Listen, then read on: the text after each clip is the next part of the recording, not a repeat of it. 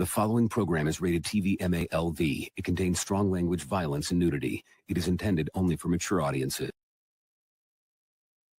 Previously on 24. But when it comes to the children, Wu-Tang is for the children. We teach the children. Puffy is good, but Wu-Tang is the best, okay? We bring in the studio this morning one of the gay rights activists, Mr. Should I call you Mr.? Pepe Julian Onzima. Thank you for coming in. Thank you for Good morning. Me. Morning to you. Why are you gay? Who says I'm gay? You are gay. You are a transgender. What?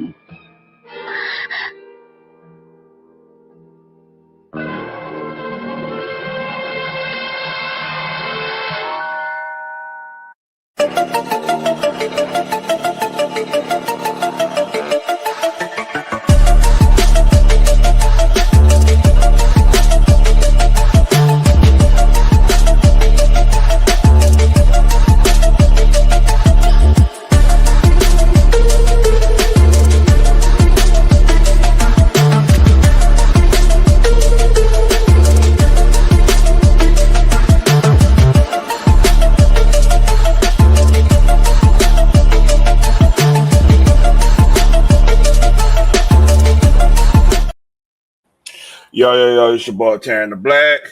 This is episode 18 of Nerd-ish. You heard that, Nerd-ish. That's my weekly show. Every Wednesday, 7 o'clock on the dot. A little late right here. I ain't gonna lie to you. I was doing a little research on another matter. But we here nevertheless. Today is August 27th. You know what I mean? 3 more days to college football. You know, if y'all don't know, me and Zeus, we already started back the show on Urban Locker Room Sports Show channel. Go peep that out. We already made our predictions for the weekend. We probably gonna kick it. We might do a little live at Texas Live Saturday afternoon after a couple games.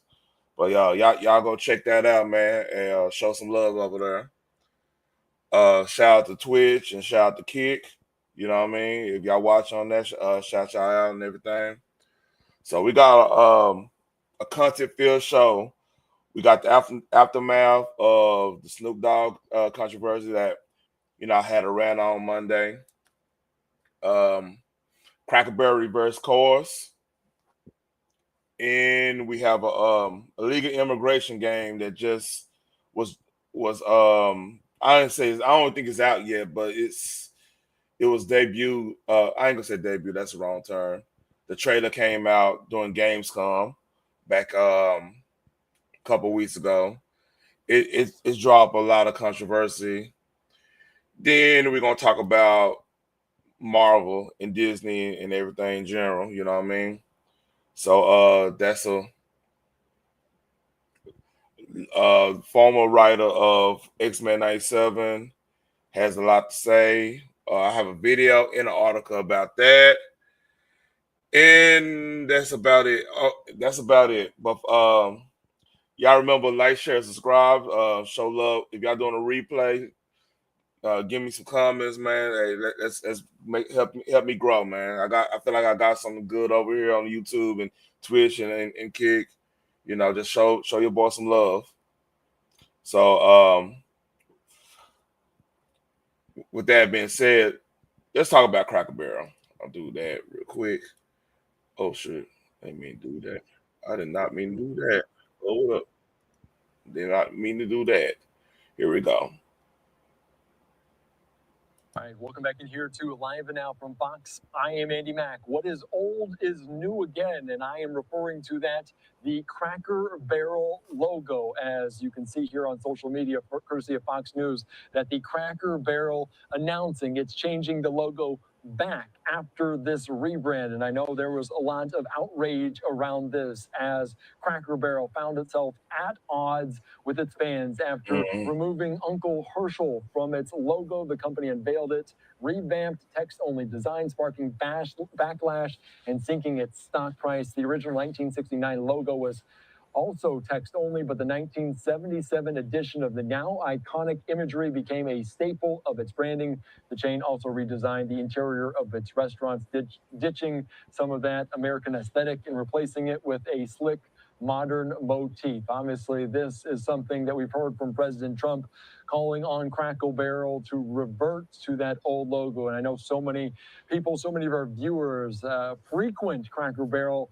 They were obviously. I'll tell you this: Cracker Barrel out of chain restaurants. I said this. I want to say this. I said this Saturday or Friday actually. Got some of the best French toast you ever gonna get. Shout out to them on their French toast. That Mama's French toast is clutch, especially after a good leg day. You know, shout out to them on that. I get it. I need to get that. Eggs over well. Give me some Cholula. I eat hot sauce on my egg, you know, on my eggs and everything. Bacon and loaded hash brown casserole. Yeah, that's the play there. But hey, shout out to them. Let's listen a little bit more. Not necessarily pleased with that most recent change to a logo, but now going back as well. You can see this, the full statement from this saying, "We thank our guests for sharing your voices and love for Cracker Barrel. We said we would live." Yeah, Twigs. I rock the Cholula, man. Hey, they say we ain't Southern out here, man. I don't get it, but hey, you know, I like hot food. What do you want from me? And we have our new logo is going away, and our old timer will remain at Cracker Barrel. It's always been and always will be about serving up delicious food, warm welcomes, and the kind of country hospitality that feels like family. As a proud American institution, our 70,000 hard work. It's either that sauce or the Red Dot Louisiana hot sauce. You know that those two are clutch. But Cholula, especially like if you got skillet, one of skillet, like the hash brown with chopped up potatoes with like, you know, sausage and you know, the eggs. So I throw some Cholula on there, man. It hits. That's good too, man. Hey, and don't if you really want to play the game hard, get your tortilla and put that thing on either a griddle or if you're gonna go real hood and put on the eye of the stove. And throw some cheese on that shit, and then you got whole breakfast burrito type of situation going on, man. Cholula is a hot sauce. It's Mexican hot sauce, man. Hey, I love it, man. I got like 2 bottles in there. They got you tried the Chipotle version. See, that's good. That's good with fish. Like if you at a fish fry, that shit hit. That shit hit a fish fry. Put that shit on some jambalaya. Oh yeah, that's good eating there. Gator too. Like you slap that on some gator. It could get salty, but hey, that hits too. Like I like to eat gator with some green beans and stuff, and get some French bread. Not French bread. Some garlic bread. Yeah, good eating. Working employees look forward to welcoming you to our table. Hey, Twigs, you know a little something. I see you, bro. You know a little something. Very soon. So obviously following this very closely here on Live and Now from Fox. And as I mentioned, or slap some of that crystals on a crawfish po' boy, man. That shit hit too. And President Trump, this made a comment just 8 hours or so ago, expressing some outrage, displeasure with this new change. This coming in from the press secretary, Caroline Levitt, saying Cracker Barrel should go back to the old logo, admit a mistake based on customer response. And I guess that is exactly what just happened, as now Cracker Barrel going back to the... Let's see. We heard that. They went back to their old logo. They didn't not change the interior or anything. That's my check. Now they might switch up on that. But here's Fox News. Another big story is Cracker Barrel. They have gone back to the old logo. They listen to you, the customer. Yeah, I'm gonna go back to the stocks. Let's see what the stocks talking about.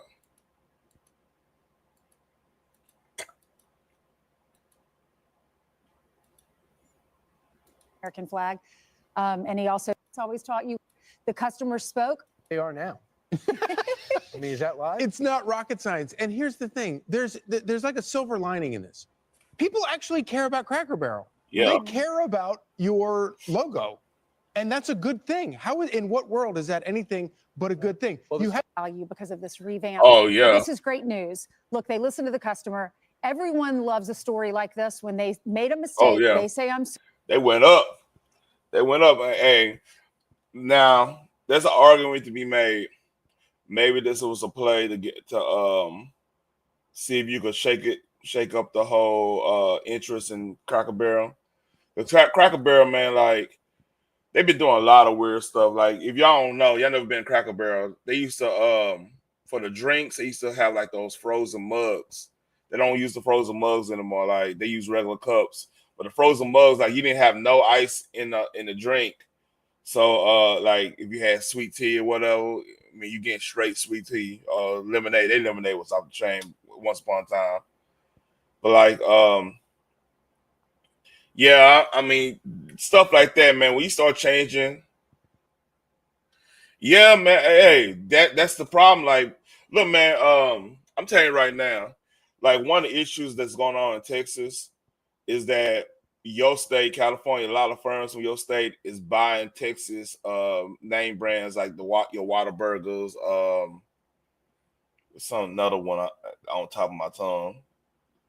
Somebody bought one of them companies bought, but Whataburger got it's Dickies. They bought up Dickies, and like they moving the headquarters here in Fort Worth, but they moving the headquarters up to like Cali for whatever reason. I don't know why anybody would move their headquarters to Cali right now with how high Texas is and the whole, you can't really defend. But like, yeah, man, like a lot of people, that's one downside of corporatism is like now, like Whataburger isn't the same. Yeah, NAF went to Tennessee. It's weird. It's weird games happening right now. I don't know. So usually when Cracker Barrel does stuff like restaurants does stuff like the chain, they want to change like what made the restaurant good. It's because somebody is running that restaurant that's not either from that culture or doesn't appreciate that culture. They might be from it, but don't really appreciate it as much as like the customers does. And it's sad, man, because like Whataburger right now isn't the same as Whataburger. I want to say, what do Russell? Yo, Whataburger, they changed something because like when Whataburger was like when it was like local, it was like a corporation, but every franchise had their own little vibe and everything, you know what I mean? Meaning, like, you could go to a Whataburger, and this Whataburger might hit different. The Whataburger in the hood would hit different than the Whataburger in this other area, or the one in country would hit better than the one in the hood. You know what I mean? Because like they put in that extra care and love, and like everyone. Like I remember one Whataburger had like a sports bar type scene where they had the TVs in there and everything, because like where this Whataburger was at, it was like in the middle. It was damn near like the middle of the country, so it ended up becoming like a place of like everybody will come, like the truckers will come in, get their breakfast on a bun or whatnot, drink their coffee, shit, and watch what's going on in the news or highlights of the football game the night before or whatnot. So when Whataburger got bought out, the corporate rules came in play. Hey, Zeus wanted to hang out that day. I'm like, nah, I gotta be on my, hey, I gotta be where I'm at without anybody around. I can't really watch teams I love. I can't really watch around people unless we're on the same accord. But that's another story. But back to Whataburger, like you could tell, and then they used to get their meat locally. A lot of the meat, because like Texas, we got about a butcher shop, damn near as many butcher shops as Walmart's down here. So like. If you go to, like, let's say you go to a Mexican restaurant down here, yeah, they might have their own in-house, chop shop or whatever, or a family one or whatnot. So you're getting locally raised, beef or pork or whatever you want to eat at that time. So like now they're not doing that. They're getting a lot of their beef from like regular places that everybody else get that beef. So it's the meat isn't as good quality as it used to be. That's what happened when, like, if you sell your stuff to a corporation, they're not gonna have that type of care. And that goes like we could talk about this with Disney a little later on. But hey, Cracker Barrel reverse course and the market's up for them. Shout out to them. Sorry. Now everyone's going to flock to Cracker Barrel. People who weren't going to go, who were going to boycott it, will now go back. Are you going to go? I love Cracker. And I'll tell you this, another thing, man, like they really need to think about getting rid of the CEO for even think, because apparently, from what I'm hearing, the head investors and like Russell Ray, you know what I'm talking about. Hey, Russell, you remember Griff's? I'll take you back to the hood. If you see, because like what y'all don't know, like Texas is so big, every city had their own personal like fast food spot. Like DFW, we had Griff's. Griff's was like our main. That was like the hood burger. Griff's, and like if you really want to get hood, like your good looks and stuff, they were at convenience stores or whatnot. But like then you had Fuel City Tacos. That's legendary in Dallas Fort Worth area. That's probably some of the best tacos you're gonna get. West of the Mississippi, unless you go into goddamn Tijuana or some shit. You know what I mean? Hold on, real quick. I got to take a sip of water. Hey, CB3, I talked about that game on my other channel, man. Rusty, y'all want to do a replay on the Urban Locker Room? Matter of fact, let me.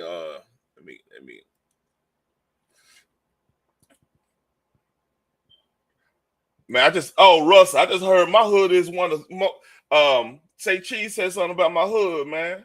I gotta go through that thing. I gotta go through that video to clip it up. They're talking about the South Six Eastwood area, man. Talking about how shit looks could be deceiving type shit, you know? Yeah, Sparkle. And we had Grills. What I was about to look up. I just forgot. Oh yeah. Hold up real quick, y'all.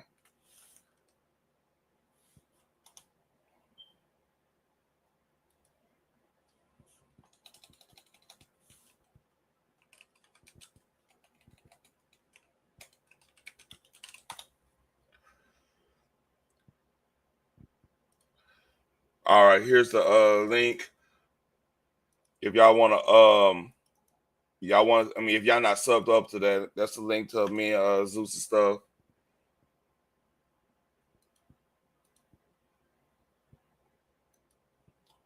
So man, I just saw him a while ago.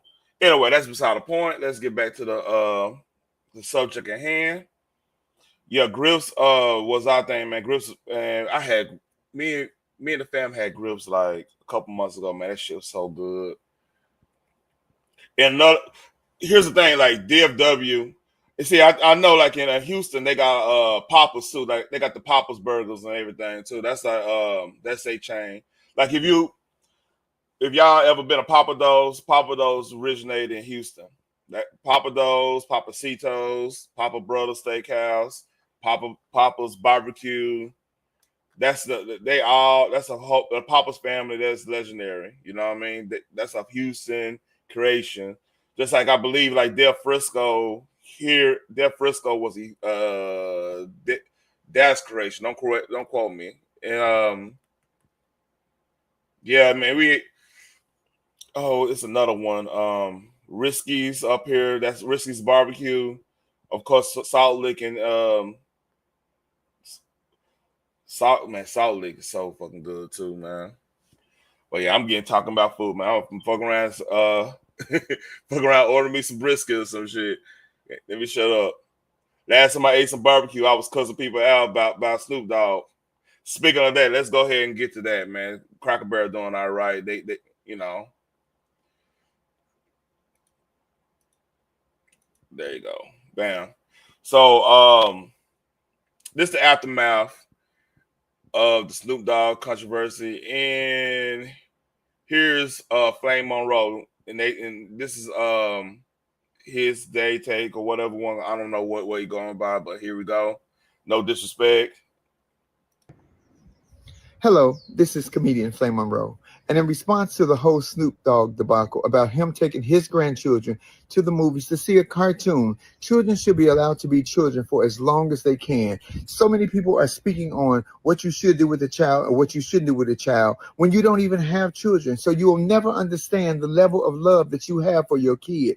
And what we want to do as parents, and I'm only speaking to the parents, if you don't have a child, shut the hell up. Yeah, it's a Luby's in Forest Hill. Man, hey, remember when that rapper got that situation with the rapper at the car wash?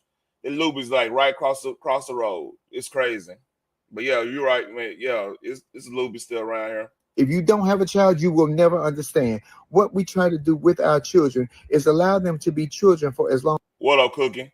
Yeah, Cookie, I got a Wednesday show I do and a Friday show I do on multi-plat. So shout out to you, man. And I apologize for not my OBS was tripping on the other night.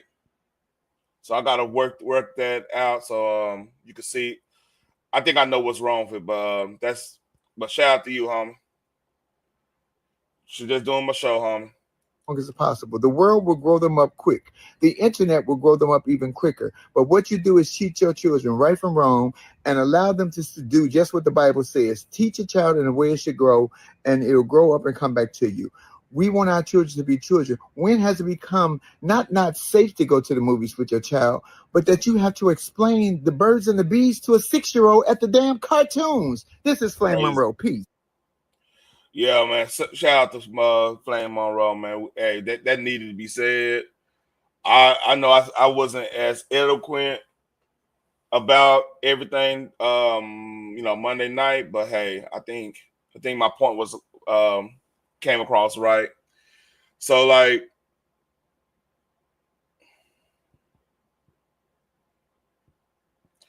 yeah, they trying to roast him and everything. But you know what? Hey, Snoop Dogg is a grandfather. You know, I relate to that. I'm not a grandfather, I'm a father, but I relate to that, man. Like, we gotta let kids be kids, man. We gotta yeah, for real, Russell. Yeah, man, like where are we going to, man? Like this stuff gotta stop. I'm glad somebody of that community is speaking out because like, you know, it looked kind of messed up, real shit. Like, let's say a bunch of brothers doing some fuck shit out here.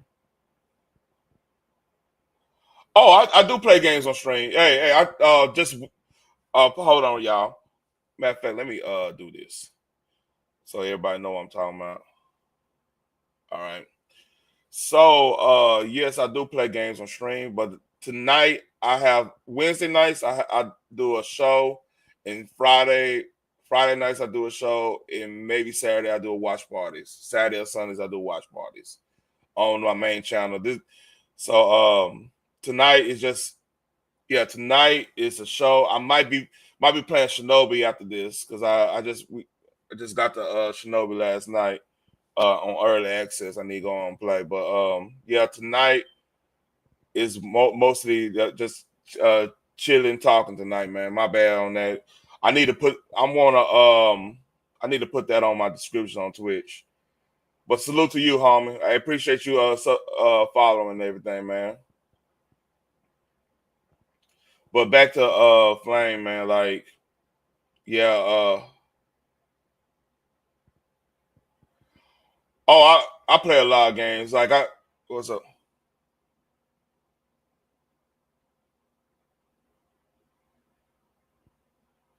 Yeah, Genesis, it's crazy, man. Like, see, they making it hard.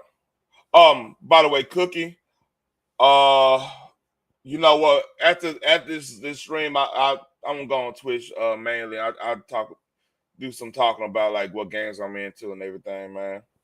I don't want to derail the content. I got a lot of stories I gotta get to, homie. But back to Flame. Back to Flame, right? Like, we need more people. Like, if people was doing a lot of crazy stuff, they always ask us, as you know, ask folks in that part of, hey, we need to like call it out or whatever. You know what I mean?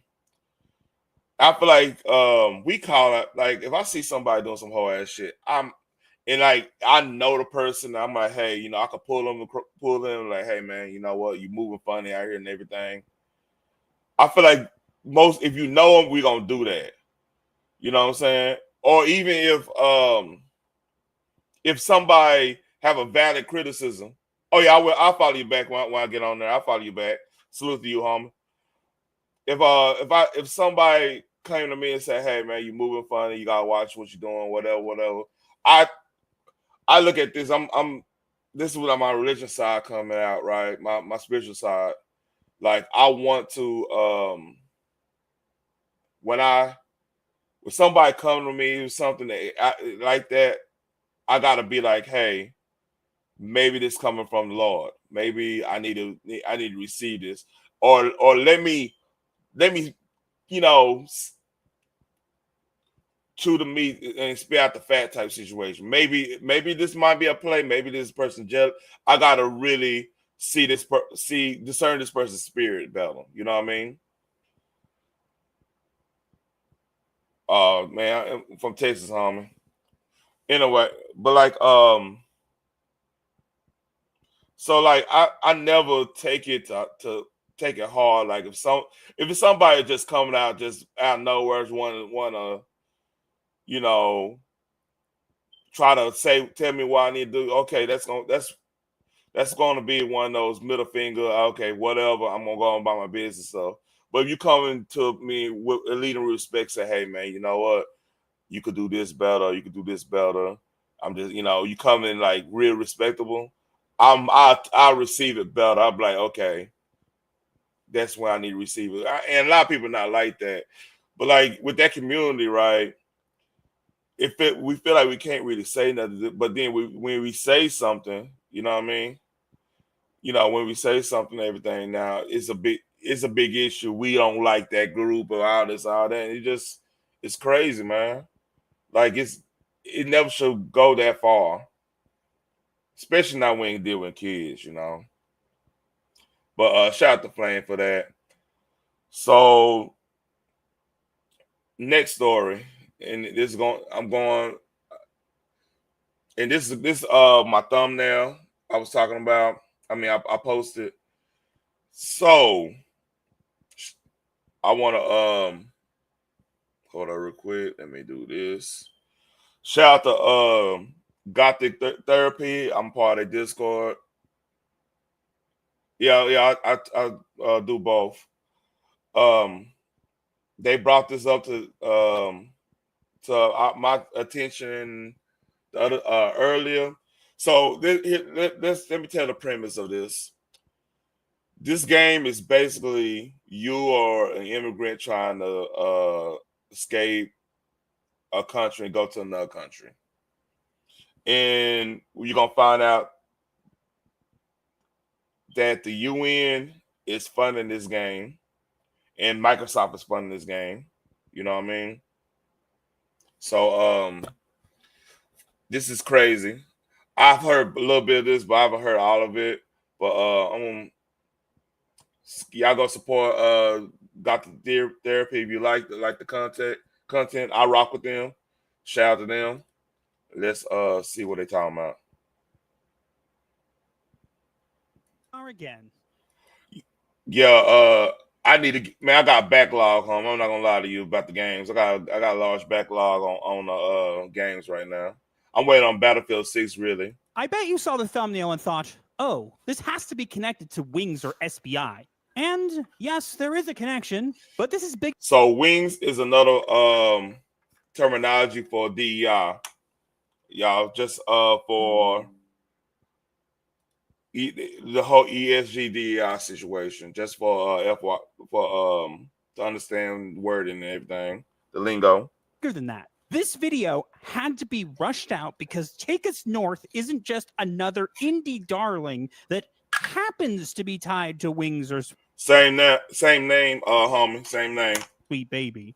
It's something much more significant. By the time we're done, you'll understand why they tried to keep this buried, why they were afraid of the truth getting out. Because this time, it doesn't just stop at a controversial consulting firm. This time, it goes all the way to the top. Buckle up. Hello. So basically, this was revealed in Gamescom. Gamescom is a gaming convention based out of Europe, where they show a lot of like the this year they was really showing a lot of Xbox stuff and everything. Yeah, it's the same name, Cooking. Hello, and what is going on, everybody? It is Master of the TDS, and I'm joined by my lovely wife, Riding Raven, and welcome back to Gothic Therapy. And tonight, we're cutting straight of Anima Interactive. So what is Take Us North?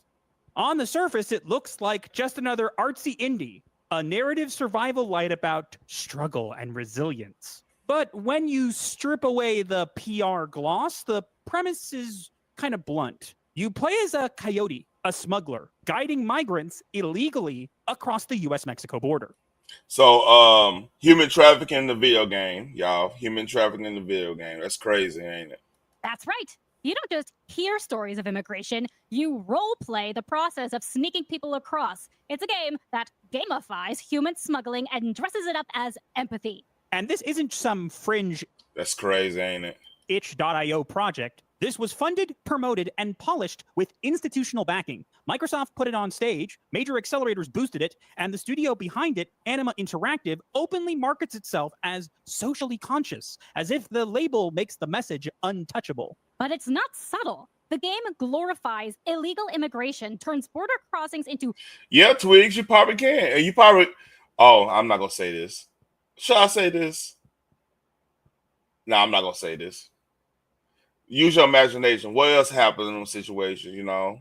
Player choice and pushes a political narrative under the banner of, quote, storytelling innovation. And that alone would make Take Us North controversial enough. But what makes it explosive is who else is standing right behind it. Take Us North didn't just appear out of nowhere. It wasn't some scrappy passion project that clawed. I almost said so. Twigs, you're gonna do the Darth Vader. So you have a sister. You gonna pull that number, Twigs? On its way to attention. This thing was funded, curated. Yeah, I'm on YouTube right now.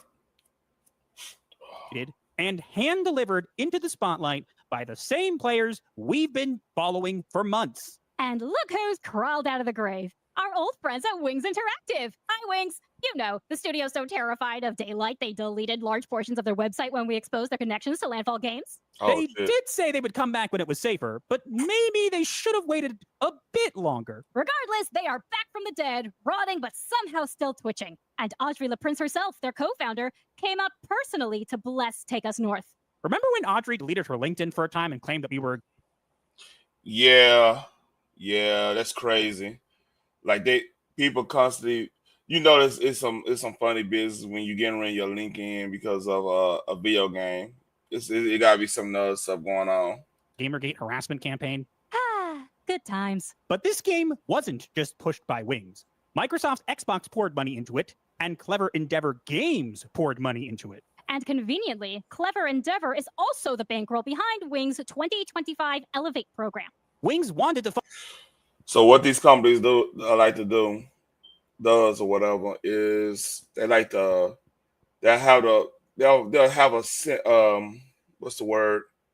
They have a controversial stance or way they do things.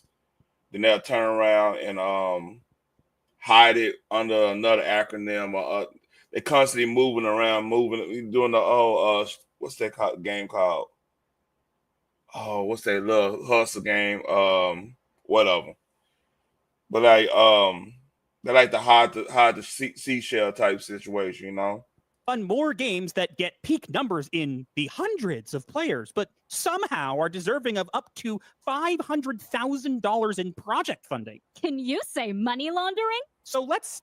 Damn, that's crazy. So if you want to know why our culture is kind of lacking right now, you got a lot of groups like this, like Hollywood. Remember when all the Me Too stuff was going on?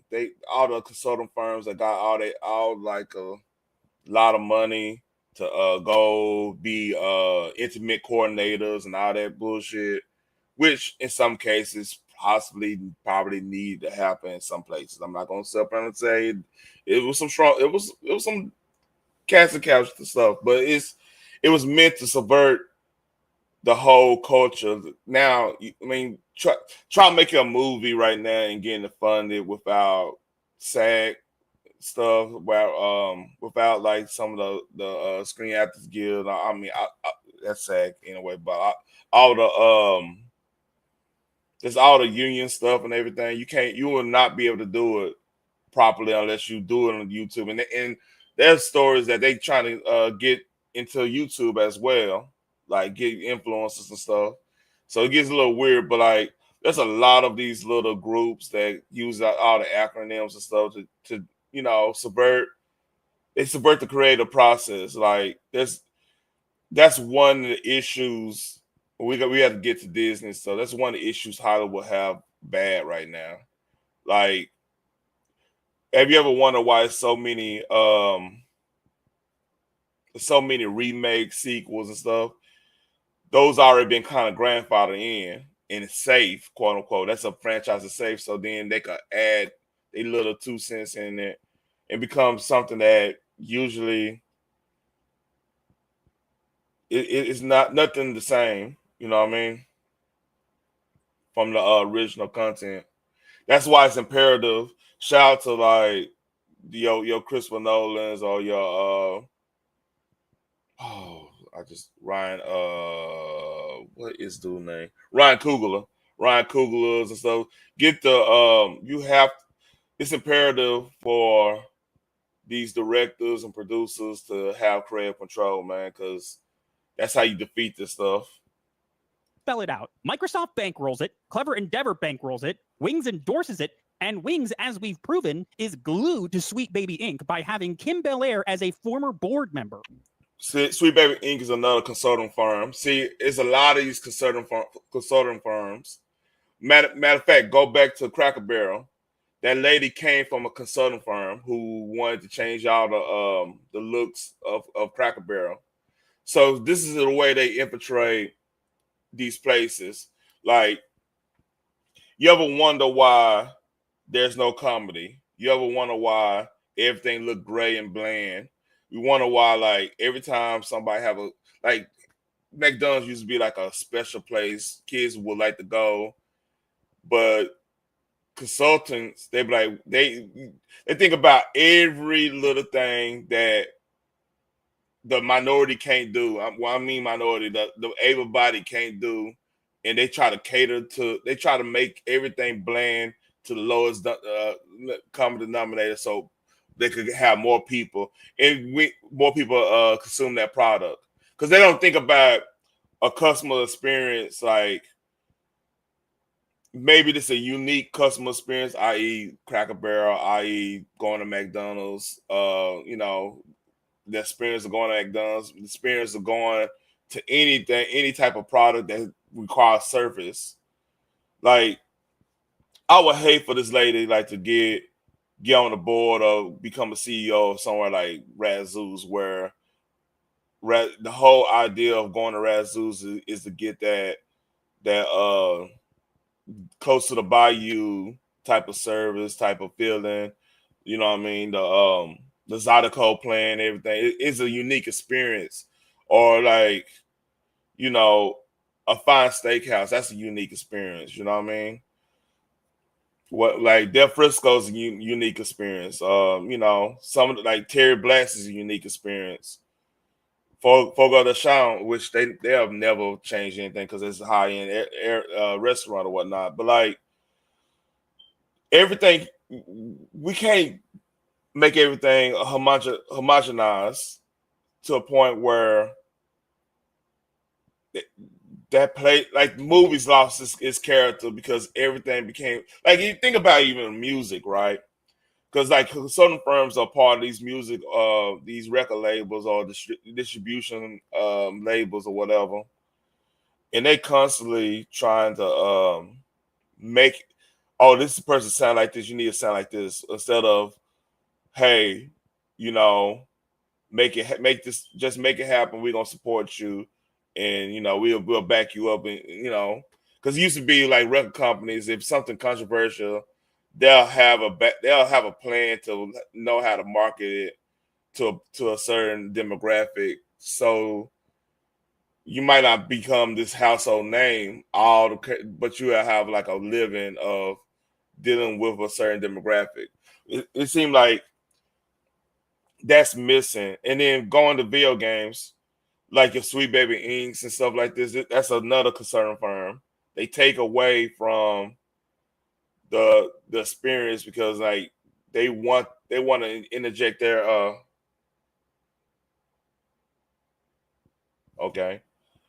they want to interject their beliefs and their narratives into the story, which is crazy. And I've also been on the advisory board of a few funding bodies, including the Wings Fund, which specializes in grants for women and marginalized people working in games and funding projects that come. Marginalized people, not necessarily just black people. You gotta be black with extra stuff. That's when they talk, you got to understand what they're saying. And it's not all women they talking about. It's women that agree with them. All right, that's the language we gotta really point out. Like if you disagree with them, or you agree with Snoop Dogg on that subject, or you agree on just, hey, let's leave kids out, let's leave the politics out. They're not gonna consider you a woman. They're gonna say you probably some type of extremist, or you just don't get it, or whatever. It's never the words. They want to catch everybody with the words, but they don't really mean what they're saying. To us through there. That's not coincidence. That's a pipeline. A pipeline pumping rot. And it would be almost funny if it wasn't so grotesque, because the more you exhume, the more you realize this thing was buried for a reason. Probably because something stinks. And if that smells bad enough, hold on, because this one didn't just stay inside gaming. They took it way beyond. How beyond, you ask? All the way to the United Nations. No. So the United Nations that we give a lot of money to. So if y'all want to know, where did all the USID type folks went to? There you go, right there. They went to where they could hide themselves within many corporations, like nonprofits in the United Nations. That's what they're gonna do. Oh, you didn't hear Raven incorrectly. Oh yeah, by the way, WEF is part of this too. Take Us North didn't just get money, it got paraded on the global stage. As in the United Nations stage, just 9 months ago as a demo codenamed the American Dream. Games for Change. This is crazy. That's a crazy name. Oh, wait, you serious? Let me laugh even harder. Damn. Because nothing says the American... See that? Games for Change? This is crazy. So this is how they try to normalize this type of activity. They try to make it seem cool. they infiltrate cultures and subgenres. This is the whole game plan. We have to always watch out, be vigilant. Like price of I think the quote is price of freedom is eternal vigilance. Dream like illegally crossing the Mexican-American border in a video game and calling it a social commentary. Just picture it. A game about sneaking people illegally across the border, spotlighted at the same institution that supposedly enforces international law. That isn't just irony. That is a corpse in a wedding dress stumbling down the aisle and everyone clapping like it's beautiful. And when an analogy for your game seems like it's making a mockery of the corpse bride, this becomes a bit more personal. Because when Microsoft bankrolls it, when Wings and Clever Endeavor prop it up, and when Sweet Baby's fingerprints are on the network, suddenly this isn't just controversial, it's untouchable. Untouchable. By the way, I'm going to let y'all know, and y'all probably could watch the rest of this on their channel if y'all interested. But I'll give you a heads up. Y'all do not ever want to cross these folks in a bad way. I seen them go in on some folks, man. It's crazy. But shout out to Got the Therapy, man. They good people. They always here to inform. So back more of the culture stuff. So shout out to Capture the Magic. This and this gonna go into the Disney stuff, right? The issues they having gathering men to watch their products and stuff. Because right now, if you don't know, like Disney is in a bad shape in Disney's eyes. And I'm not saying like overall they probably gonna be still in good shape because they got market share of a lot of stuff. But as in making money the way they want to make money, they kind of in bad shape. So this is a new channel I found, Capture the Magic. This dude gonna talk about more of the what's going on behind the scenes of Marvel and why some of the writing's been subpar. I got video after me watching Captain America: Brave New World of how bad the writing been. And it's been bad. It's horrible. But I'm gonna, they show them some love. I'm gonna watch a little bit of this, see what they gotta say. And what's going on with Marvel? And it seems we might have a behind-the-scenes peek to some of the issues with Marvel, and it's coming from X-Men 97, at least former showrunner Bo DeMeo, who kind of went on Twitter X and really let loose on what is going on with Marvel, and got some tweets out there that I could see these being pulled down in a few days, as I imagine that Marvel's not very happy to see these out here. So I figured. Spoiler alert: they haven't been pulled down. He still got on Twitter. No, I guess he didn't get that letter in the mail or whatever. Why these are here? Let's do a video on it and talk about it because I guess you could just say it's very juicy in terms of the details that are in all of this. So we're gonna go through all this and talk about it and give some thoughts here. So imagine being able to build anything just by thinking about it. Meet Base 44. And if you, like I said, if you're unfamiliar with Bo DeMeo, he was the showrunner for X-Men 97, which is the continuation from the original. Best show on Disney Plus when it comes to Marvel. My quick review on it, like it did a good continuation of the 96 cartoon. They went through a couple of some of my favorite storylines, like I think like God forgives, men don't. I think extinction agenda. It's a whole bunch. The whole Gotham Queen, the Goblin Queen storyline. It went through, and then they introduced a lot more characters and stuff. So it's a pretty good show, man. Like I'm an avid X-Men fan. I have like close to 800 and to 1,000 X-Men comics. Some a lot graded and everything. I'm a big X-Men fan, so I really appreciate what he did with that. X-Men cartoon from the 90s. When this was originally announced, I was not excited for it because most of the time sequels and things that have, aged 20, 30 years that are brought back typically are not good. But to my surprise, X-Men 97 is a really, really good cartoon. Like very, very good, very well received. And right before it released, Bo DeMaio was actually fired. And the reason given was, I think it was, quote, egregious behavior, saying that he had done some things behind the scenes that were not acceptable. That I don't think an actual specific incident was ever laid out that I'm aware of, but that is what happened there. And ever since then, Bo DeMaio has not been the happiest, of course, when it comes to Marvel. But to sum all this up, we have an article here from The Direct that kind of sums up some of these tweets. Then we're going to look. Yeah, man, he went in on them. I read these tweets. He went in on them hard. Pause, because he is of the community. But he went. He told him like it is. Get some more things that he's tweeted since this to kind of give you a picture of what could be going on with Marvel. And this article says X-Men 97 showrunner ridicules Marvel's new X-Men movie plans and perks during his tenure. He has also held nothing back in terms of being critical about some of those plans.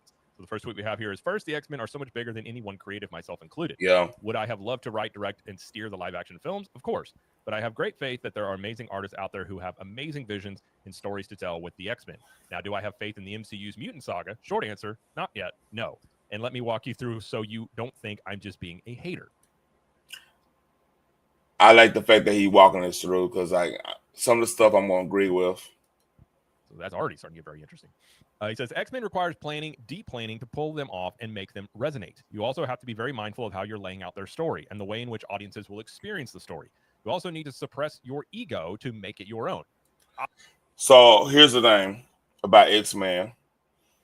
What makes X-Men work is you have to have a sense of individuality, number one.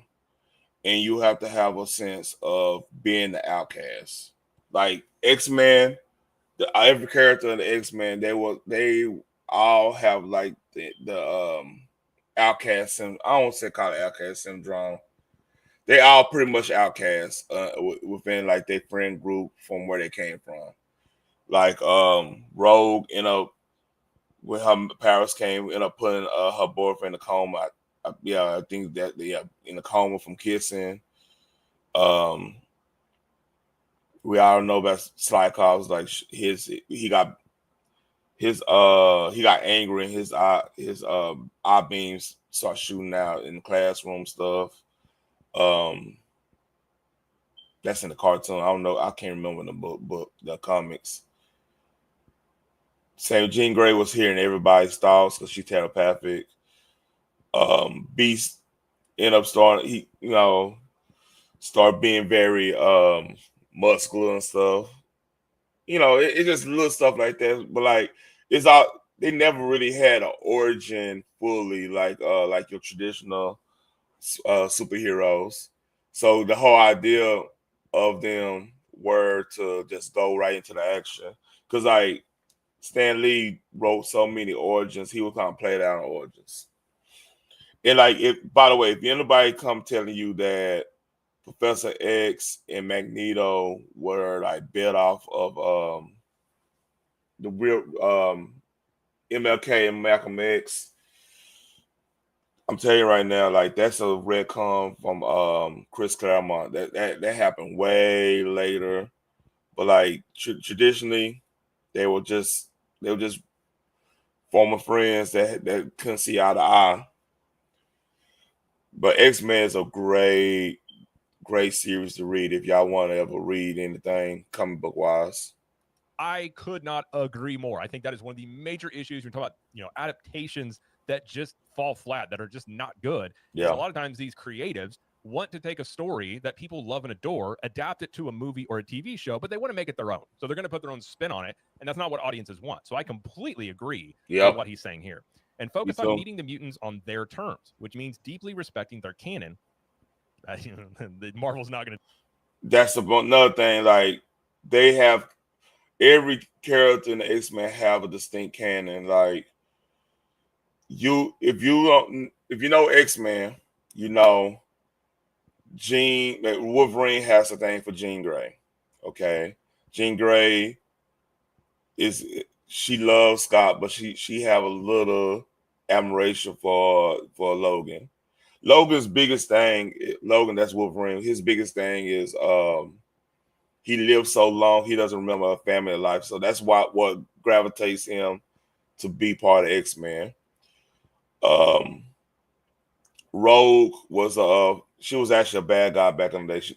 If y'all don't know this, Rogue actually stole Miss Marvel Carol Danvers, which is Captain Marvel now, stole her powers. So she was pretty much a new one. Colossus, former Soviet Union dude, everything. You know, he became a mutant and he wanted to get away from the from Russia because they were about to, you know, get him and his sister away from Russia. But yeah, I could go deep in all the canon things. Like that's really needed, especially for X-Men. Do that. And the emotional investment that fans have in that canon. With this in mind, this is the start of Marvel's Studio Mutant Saga. It goes on to say, a retcon and musical sting in Miss Marvel that she's now somehow a mutant. Literally, our first intro to the X-Men in the MCU is not one of the decades worth of mutants, but a YA retcon that Kevin forced onto the franchise to make it his own and out the MCU spin. Yeah. And it is a tease and retcon that they still have not paid off. If y'all don't know, if you know about Kamala Khan, that's Miss Marvel now. What's up, young lady? What about that? The lady who made Kamala Khan was a good friend of the Obamas, and they wanted to make. She wanted to make somebody that she pretty much a self-casting type situation, you know. So that's how Kamala Khan ended up becoming part of the MCU. Completely agree. I mean, undoubtedly true. What's crazy is the X-Men, along with Spider-Man, are literally some of the best-selling comic books ever. Yep, he's right. Because like here's the thing, like at one point, I want to say after the Claremont run, that Claremont run is probably probably one of the most cherished runs you could get, like all the Uncanny X-Men and I mean, that's some of the most cherished stories. Like that's when you have Days of Future Past, Messiah Complex a little later on, but like Dark Phoenix saga, Fall of Mutants, which is that's actually in X-Men 97 too. Fall of Mutants is when Mutant Apocalypse too. Mutant Massacre. Yeah, there's a whole bunch of good stories in the 80s. I would argue right up there with Spider-Man. They are just almost as popular, especially talk about Wolverine and just X-Men in general. And the fact that the first mutant that shows up is Miss Marvel. Nobody was asking for that, and it doesn't make any sense. I can't swear at him, Ed. Probably not. This is sick. Speaking of that, for decades, X-Men fans have waited for teenage mutants like Jubilee, Kitty Pryde to get their justice and do it film. Kevin knows this, not Kevin Feige. But just like Fox shoved a teenage retconned Rogue down our throats, Kevin and Marvel have shoved Khan down our throats when far more interesting mutants would do. It's an FU to the fans, and having been in the room... Yep, definitely. It's a middle finger to the fans. And see, here's the problem with these, we get corporate, they don't really care about the individual customer or they look at everybody as a statistic. I almost said statistics, but statistic. Man, my mouth dry. Hold on, give me a second. Long day.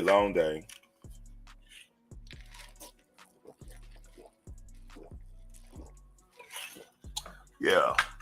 Now sound like I'm losing my voice, man. What the hell? Sorry about that. Room with these guys, it is absolutely all ego. Even having newly cast Jubilee show up at the end of Miss Marvel to recruit her would have been better than the instantly forgettable tag we got. I mean, I don't think any of this is going to be surprising to people who have paid attention and really, like, if you're just talking about Hollywood. I've been paying attention. So Marvel Comics ended up becoming part of Disney in 2012, and one of the last storylines they had was X-Men versus Avengers. And that was one of those, like, they broke up T'Challa and Storm, Aurora Monroe. They broke them up because name more bitch. Like, if you want to know, I won't give y'all a little comic book thing. If you really want to know one hero that I really dislike, I I would rather read a book about Dr. Doom doing whatever than read a Namor book. I do not like Namor. Namor, even though he's an OG Marvel character, he was like, believe it or not, like I want to say he was one of the first Marvel characters. Don't quote me on that, but anyway, like he's one of the most. I cannot stand him because like he's that type of character. He's similar to Aquaman, but more of an asshole. You know what I mean? Because like what he'll do, like let's say Galactus about to come and eat the Earth or whatever, and like Captain America and everybody go to Namor and say, "Hey man, Namor, we need help because Galactus about to come here. You got this element here, this and that. We need it so we can build this little contraption to warp him all the way to some other dimension or some shit." I'm just making up a storyline off the top of my head. This fucker will be like, "Well, you remember when you threw a can in he'll bring up some stuff that don't have nothing to do with anything when the whole world is about to be destroyed." That's the type of person Namor is. I can't stand. That's one character I just can't stand. Wouldn't generally talk about egos and all these things. I don't think any of this is going to come across as like, I can't believe this, but I think it does give us some insight into some of the decisions, at least. And he goes on to say, a weird nostalgic cameo of Professor X in Doctor Strange 2, which is a terrible movie, that used the animated series sting, where Kevin thought it'd be fresh and cool to see the revered leader and activist visionary of the X-Men entire creed get brutally murdered again. Completely agree. Next, what are you talking about, Cutting Edge? What? Oh, you might be talking about something else. Never mind. Monica Rambeau somehow finding herself transported back to meet Beast from the worst X-Men movie ever made, and that these two characters have zero history or irony to having met one another in the same way that, say, facts, Nick Fury coming to meet Tony Stark had in Phase 1. All the tags in Phase 1 begged a clear, exciting story, the creation of the Avengers. What the hell does Beast and Monica tease? Nothing. It's just a desperate play to make us facts again care. Want a better tag? What if the film ended with Monica or Carol waking up to meet Anna Paquin's Rogue? Now that does what the MCU Phase 1 tags did. Agreed. He has a valid point. Facts. And then he goes on to talk about Wolverine and Deadpool. He goes, the retries of Wolverine and Deadpool from the Fox franchise that the MCU and Kevin had zero to do with, which he is not wrong about. Yeah. Wolverine and Deadpool are Fox properties. That's what made those popular. The MCU had nothing to do with those characters becoming popular. A fan pandering story of Reddit wish lists that seem to say farewell to the Fox universe. Again and yet again, the MCU being like Fox in this lazy reliance on Wolverine as the face of the X-Men. A contrived MacGuffin plot of adamantium and Captain America Brave New World that has amounted to nothing and begs timeline questions where I guess Miss Marvel is a mutant before Wolverine entered Weapon X. Again, good point. You're talking about X-Men cooking. Lastly, all the Fox characters we thought were gone and dead are being brought out yet again to manufacture artificial interest and distract from Kevin and Marvel Studios' decade-long flailing of frequent failures. Like I said, when I say he doesn't hold back, he goes completely in on the ass. Pause, but damn, that sounds crazy. That sounds crazy. Yeah, all facts. I haven't disagreed one bit on what Doug DeMayo. And like I said, they fired him right before that series came out, which is kind of cold-blooded.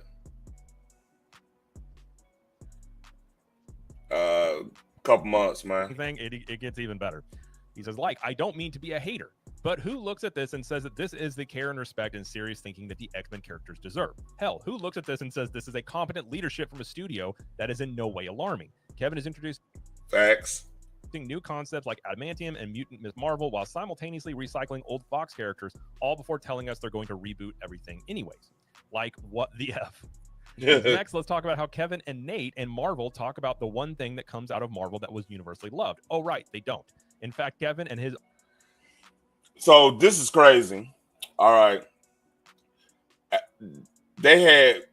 Disney Marvel had $2 billion movies in the last, I want to say 5-6 years, right? Since Endgame, right?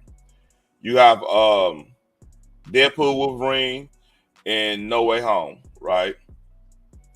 They don't talk about them because the thing is, Fox ran the Fox and ran the whole Deadpool Wolverine thing, like the old Fox team. And Spider-Man No Way Home was mostly made from Sony, and they got most of the money. That was the deal they made. So what's crazy about this, right, is that instead of you saying, okay, why do they make this much money? Maybe I need to duplicate that. They got their head so far stuck up their ass, right? It's like, oh yeah, we're just not gonna talk about that. We didn't win, so we're not gonna talk about that. That's that ego shit. I heard once a wise man once said, ego is the currency of Hollywood. Vaunted Parliament at Marvel didn't even attend X-Men 97's premiere. One of the crew members was in the elevator with Lou the day of the premiere and mentioned it to Lou and had no idea what he was talking about. Also notice how everyone at Marvel talks like Deadpool and Wolverine put X-Men back into the modern zeitgeist. Sorry, that was X-Men 97. And even Ryan Reynolds has acknowledged it. Sadly, Kevin Feige and his sycophants hated that what I crested with my team was getting all the praise it did. And when he's talking about here, you got Nate Moore, who again, ego playing a role here. You hear me? Ego playing a role, which is crazy. Talking about here when he says Nate. And when he says Lou, he's talking about Louis Esposito, who is another executive with Marvel, who he's talking about there. Now, obviously, you can read into this and say he's bitter about being fired, which he probably is. But if you look at Bo DeMayo's, background, he loves X-Men first off, and he is a geek and a nerd.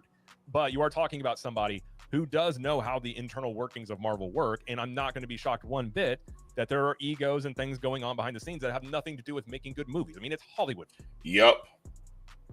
I mean, that's everywhere. It's always an ego. Well, I didn't make that idea, so I'm not going to acknowledge it. Bitch ass shit, For goodness sakes, I don't think most studio executives are sitting around really thinking about ways in which they can really please the audience. I think many times they're doing things for credit, for things that can move them ahead, that can make them more money. But I don't think at the end of the day they're really thinking about the fans. And I don't always agree with Bo DeMayo and his takes, of course, as I never do anybody for that matter. But typically when Bo DeMayo does talk about things, he has been very focused on what the fans and the comic book readers would want from something. So I do think he has a fan perspective and really has that sort of, he tends to look at that, perspective at least, which I can appreciate. And I don't know, like when he talks about, Deadpool Wolverine getting the credit that X-Men 97 he thinks it deserves. I think X-Men 97 is a better story, but I don't think most people have really seen. I mean, talking about the general audience, I don't think a lot of people have seen. I think more people have seen Deadpool and Wolverine from just a popularity standpoint. So obviously he's going to be biased in this. But Deadpool Wolverine made over $1 billion. What up, Boogie? What up, Boogie? In dollars. I enjoyed that movie, but I'm not going to sit here and say that it was a great movie in terms of a story. Yeah, let's get over here. In a way that Kevin and his Parliament have so far failed to do in over a decade. Instead of looking at what my team and I did and learning to replicate our focus on canon and deep character work, they smeared me, tactically threatened the crew not to speak out while continuing to still abuse them, and have done everything to act like X-Men 97 wasn't a hit. Remember, I was told by a top exec at Marvel last year that Kevin resented my work and the show because fans like you were using it as a referendum on how Kevin's MCU is failing. Ain't that's crazy? So he got a little feelings hurt. They don't like my stuff. They like yours. And see, the thing is too, right? That was an ode to the fans, right? So their argument is, well, because of the mainstream didn't pick it up as big as possible. Therefore, it was bullshit. Which, come on, man, y'all gotta do better. Oh, there it is. I was told by several artists on the show that they had wanted to post or include blurbs commending me for my leadership and vision and all I poured into the show, only for Marvel to censor or reprimand them. Remember, Jake Castorina was literally stopped by Marvel in an interview with IGN for giving me too much credit as a showrunner. Also, IGN went along with it. Respected journalist. Appreciate that, Cookie. I do my own intros. I do my own thumbnails. The emote. Hey, stick around. Might need you for that once I get monetized over here on YouTube and especially get partner up in Twitch and what you call it. Not right now because I'm doing a stream, but I'll holler at you. I'll holler at you in one of them gaming streams or whatever. Appreciate that though, man. They are. Take a little job at IGN. I mean, that part there talking about how Feige ended up presenting X-Men 97. Yeah, I'm not sharing my IG. I got my family up on there, man. I'm not gonna share my IG right now. I need to make an IG for this channel. I got time this weekend, but like, I hit you up, man. Salute to you, dog, for real. And because it was a show that when it came out, like I said, I did not think it was gonna be a very good show. It comes out very true to the source material. I grew up reading the X-Men comics, was very true in most of the cases to the X-Men comic books. And so fans at the time were like, and by the way, this is coming out during a time period of recent Marvel where the movies and other shows have not been great. And people looked at it and said, wow, this is amazing. Like, why can't you do this? And obviously, instead of looking at that and saying, oh, this is what the fan base wants, Feige, ego-wise, takes it personally. And see, that's what needs to be gone from. Look, sooner or later, y'all gonna have to make something for the fans. Because right now, this other article I'm about to get into, and this just right now, this is telling the symptom of the overall disease.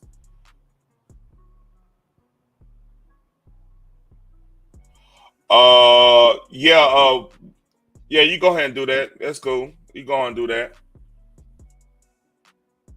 That it's a critique against him, and instead of embracing it, decides to go the other way, which again is not surprising when you talk about Hollywood and egos and power plays and all that stuff that goes along with that. Goes on to say all this is ego, and the X-Men have no room for ego. Their legacy and the investment so many of us made into it is what's the priority, not making your mark.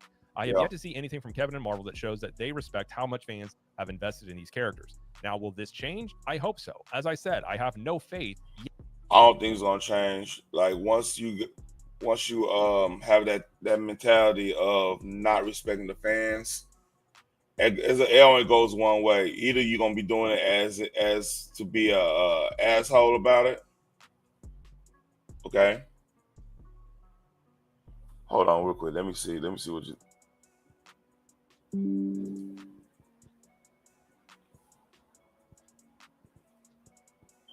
Let's see. All right. What my okay. Give me a second, y'all.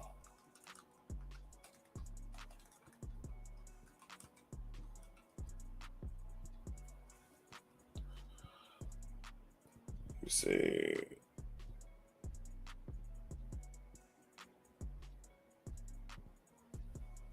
It's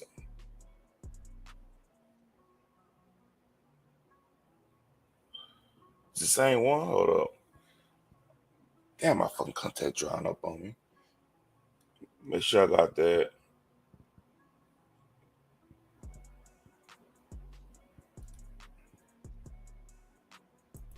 All right, cool. I see you, man.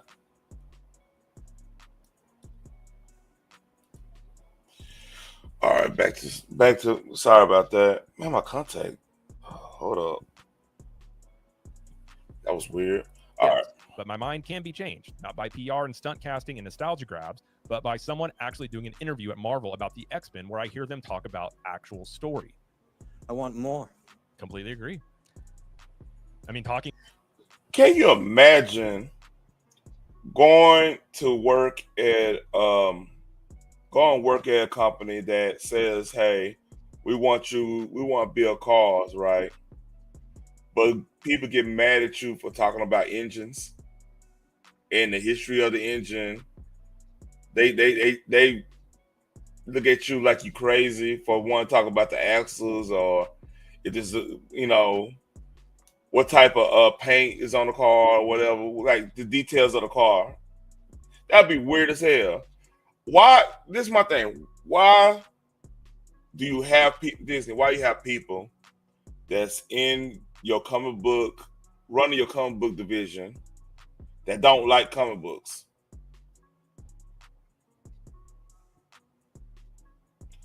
I do it a little later on, homie. I'm doing a whole thing right now. Points are cheap. If you're going to do it, like you need to sit down and actually show the fans that this is what you're going to do. And I don't think we're going to get that. And I think what he's talking about, they're talking about like stunt casting and nostalgia grabs. Talking about Wolverine, Deadpool, Wolverine, but he's probably also talking about Doomsday. I think that's what he's talking about because that movie is going to be probably 60 actors deep with nostalgia, throwbacks. Like it's just going. Yeah, that and there's bad news on that front. Like there's a lot of people that's angry. A lot of actors is kind of mad that they don't know what's going on. It's kind of chaotic on that set. Well, I don't know how much I believe that because I mean they could be doing the work, because actors lie. You know what I mean?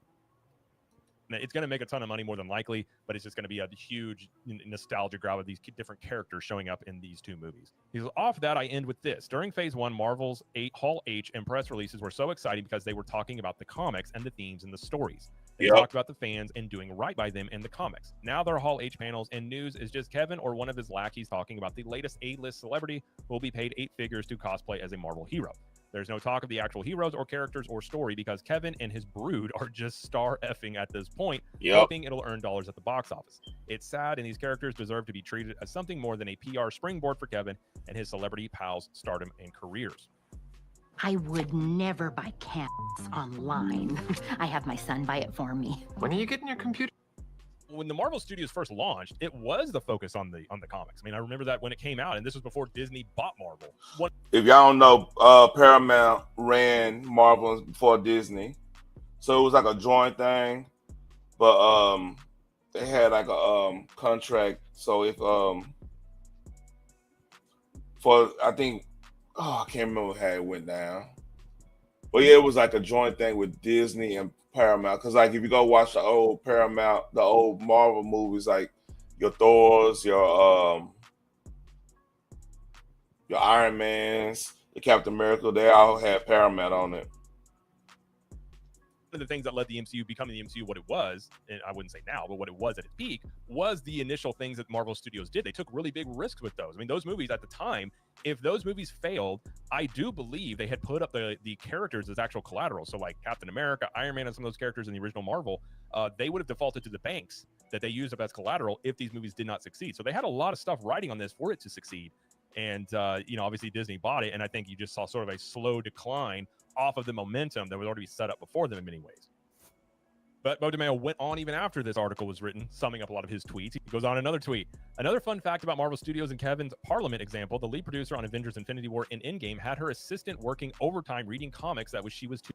All right, homie, I'm not going to add anybody on my main Instagram, man.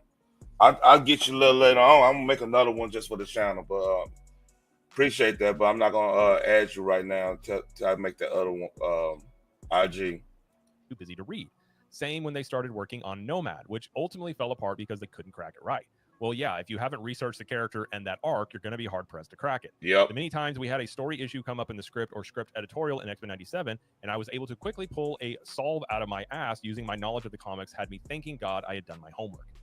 That right there, I'm going to say, is the main issue with the MCU, is the fact that this stuff, like the people working on these movies, many times, I think he talked about this in another tweet, are told not to read the comics. They don't want to use the comics as the backstop here because they want to tell their own story.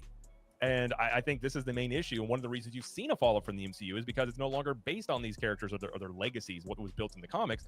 It is simply maybe whatever Kevin Feige wants or whatever a producer wants, whatever a writer wants. And it's not based on the stories. And, knowing the comics here, I think he is dead on with that. Dead ass. Hey, Phoenix, can you come up here? I think I got the link pinned, man. I don't know what's going on Twitch. I might not be streaming on there. There's a lot of bots on there. He said, also remember how the Secret Invasion creators bragged about not reading the comics? Well, this is how Marvel does it. The assistant to the lead producer actually does all the reading of the comics and creates a development doc that covers the comics, and that includes pitches for which villains or characters to pull from a run. This is done so the actual producer, who's collecting quite a paycheck, doesn't have to actually read the IP they are making movies from. Again, not surprised by any of this, but when you see this, like if you're making this much money and all you have to do is read comics, and you can't be bothered to do that, I think the fruits of that we are now seeing. Look, man, I want to show y'all something.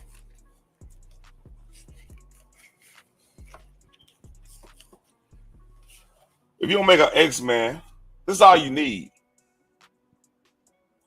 This got pretty much the history of everything X-Men wise, right? All this. That's simple. Or like they got books strictly. Hold up. They got books strictly. Like I think what's that fucking thing called? So see, man, you could. I don't get it, man. I don't get you.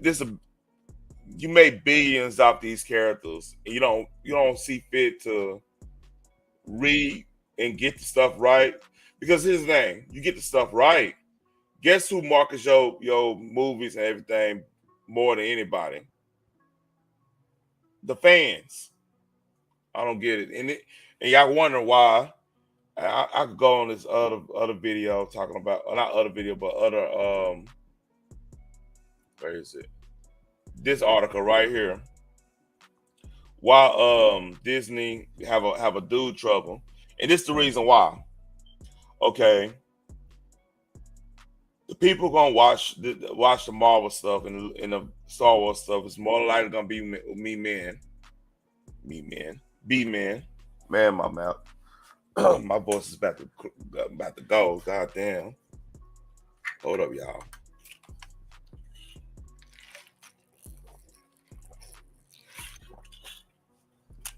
If you want to know why Disney have a boy problem, a male problem, right? You cannot, when somebody bring up something, say, hey, this is not canon. This doesn't work. Hey, you messing up the character. And the first thing you go tell that person is they're a bigot or they this, they that, and you talk bad about them. You know what I'm saying? When you do stuff like that, okay, that fan probably got family members, and that fan gonna tell the family members, "Hey, man, this ain't what it is. This ain't the legit stuff going on with this character or whatnot." So it's a cascading effect type situation, Like, you need fans to help boost the product. You know what I mean?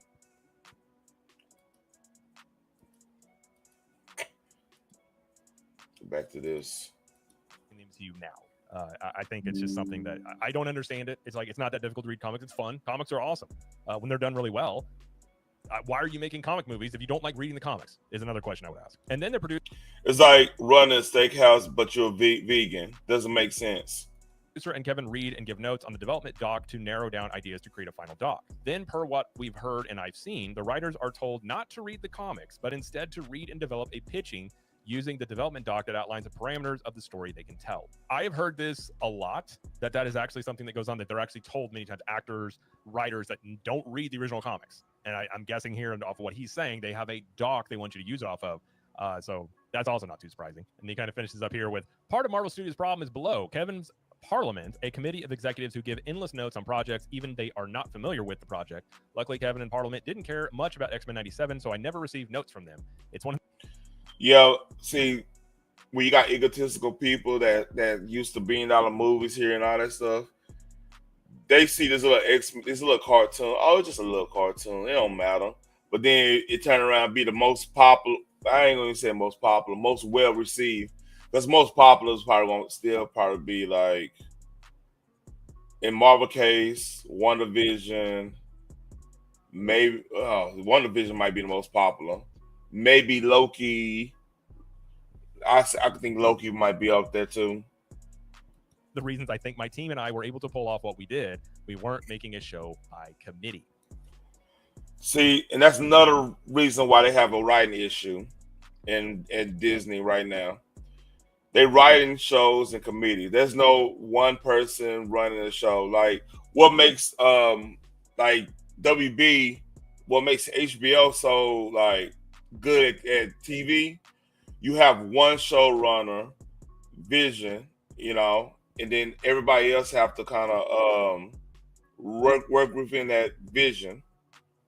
And that person's gonna stay on top of it. Like, hey, you got my name on here. You gotta do it this way and this way and this way, and it works. Like, if y'all never seen like the Showtime, the Magic Johnson, Larry Bird, like little show they had. That was, man. I felt like I was back watching the Asher 80s TV show. Like, you could tell they put a lot of care in the script and everything. Like, now, a lot of people say, well, it didn't happen like just like this, and this person didn't do this and do this. Okay, that may be true, may not be true. They might be protecting their family, their friends and stuff. That's a whole nother subject. But it was so convincing. It felt like it was well made. You seen something well made when you kind of convinced that you're actually watching a show in the 80s on there. It's on HBO. I think it's like Showtime or something like that. Like Showtime, Lakers. I forgot the story, the show called on the top of my head, but like even like Game of Thrones, like they had a showrunner. Wire, they had a showrunner, so you had a unifying vision on how you want the show to be. And Disney does not. They don't roll that way. Like even me, you go back and check my review of Daredevil, right? It felt like I was watching 5 different shows in one show. Like I was watching like an anthology show of like bad things happening in 3 different places every episode type shit. And like it was jarring. It like just that's a testament of bad writing. Not you casting directors and producers instead of hiring them based on they knowledge of the material and how good they write. I think if you want to talk about what messes up movies more than anything, it's that right there. Is you can't make a movie or a show by committee. And you talk about even like Bob Iger's even talked about how he's much more involved in the movie making process, trying to, while at the same time Disney doesn't want to say that the movie quality has fallen off. They are going. House of the Dragons on. It come out next year, and I will be doing watch parties on that. Like if y'all don't know, my name is a play on a character on the Song of Ice and Fire. To quote fix it, but I don't think having the CEO or other producers meddling in the middle of all these things is something that is going to help you have a great product. And what's interesting is not only X-Men 97 ended up being really good because they didn't deem it that big of a project, as let him do his own thing, turned out to be really good. I think you can say the same thing for, in my opinion, the best comic book adaptation we've ever seen is the original Daredevil series that was on Netflix. That had nothing to do with the MCU as a whole. That was written, I mean, it was part of the MCU from their storytelling aspect, but Marvel Studios did not make that show. And that was one of the best live action versions of comics I've ever seen. Yep. Absolutely fantastic. Seasons 1 through 3 were great. And I think it kind of goes to show with how much control is over these things. It seems like there is, Kevin Feige has his group of.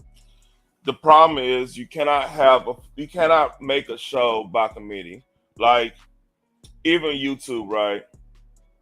There gotta be every YouTube page has a singular vision on what that page is about. The personality of it's gonna have a lot of the personality of the person who's running the page. You have an understanding on what you want to talk about because this is your brand. You know what I mean? If you're running like a YouTube or whatever, or Kick or Twitch or Instagram or whatever you're doing social media wise, that's an extension of yourself, So it's impossible to connect with folks on a human level through art because this is art. This is supposed to be art, like comic book shows and stuff. It's supposed to be now. It's not going to be high art like a goddamn Oscar award winning movie or Shakespeare on playwright or some shit like that. But it is a part of American culture. It is art in that fashion. It's not necessary. It's our hieroglyphics, if that makes sense. Like it's our it's basically the stick figures on a cave wall when we before bed type shit. So you can't do that in a committee.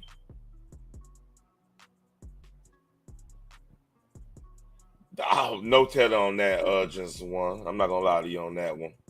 People overseeing these things. I think you're kind of getting insight here into maybe what's going on with Marvel. Now, at the same time, Bo DeMayo, does he have an axe to grind? I'm sure he does. He's not very happy about being fired, about his reputation being damaged. So I'm sure on some level, obviously he's speaking out because he's probably angry, but it doesn't mean that he's not right on these things. It doesn't mean he doesn't have the inner workings of what's going on in Marvel. And, now whether or not you believe him wholly or not, I guess that's on you. I don't see anything he's saying as anything that would be shocking to me when you talk about Hollywood and movie making and corporations. These are typically things you see in middle-sized companies. I remember working for companies that were not even remotely the size of Marvel, that you had Yep. all sorts of internal power games going on in middle management. I can only imagine what it's like at a movie studio or out in Hollywood and things like that. And you can see how the movie quality and how good these movies are in these shows ends up, not being the sole focus here. It's about who gets credit, what, ideas. And if another show does good that you weren't involved in, well, that's a risk to your reputation. So you immediately kind of have to go at it. And I think this kind of shows you what's going on here. And really the basis of all this is the MCU's focus has not been on delivering a great product to fans and consumers of these movies and shows. I think that's very evident and from what he's saying here. And it lines up with the quality we've seen from Marvel ever since Endgame. And there have been some outliers. Some of the Spider-Man movies have been very good. No Way Home obviously did very, very well. I will say Fantastic Four was a better Marvel movie than we've seen. I will say this, man. Like, I think Fantastic Four, what I'm hearing out of Avengers Doomsday. See, comic book movies is a different lot because I can make an argument The Dark Knight is better than Batman Begins, or Batman Returns is better than Batman the original, or X-Men 2 is better than the original X-Men, or you can make arguments that and then it's a situation where like Superman 2 is actually a continuation. It's a story continuing, but like comic book movies is like hell, Empire Strikes Back is better than New Hope, like hands down. Like Empire Strikes Back is probably it's part of top 5 greatest movies of all time, just because of how it transformed the whole way we look at movies. You know what I mean? Probably one of the greatest spins. But yeah, it's not in comic book movies. It's not necessarily rare, but in real life, like other movies, like dramas and stuff like that, it's gonna be hard pressed to find one better than the original. Some would say Rocky 2 is better than Rocky 1, but I really disagree with that. Let me think. Some people like Aliens more than Alien, the original, the OG Alien, which I disagree because Sigourney Weaver did that on that.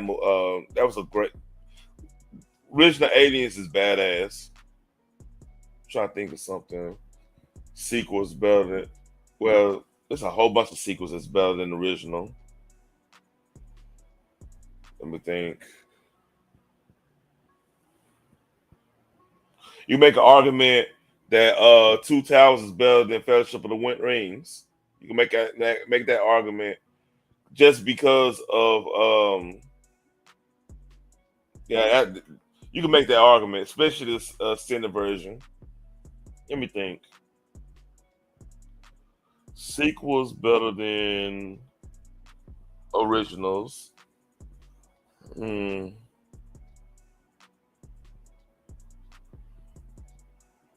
I think I named enough Genesis 1. I'm not gonna lie to you. I think I named enough. You can make an argument that Captain America Winter Soldier is better than the first Avengers. Captain America Winter Soldier might be a legit top 3 movie in Marvel, as in just as a movie. You know what I mean? I'm thinking.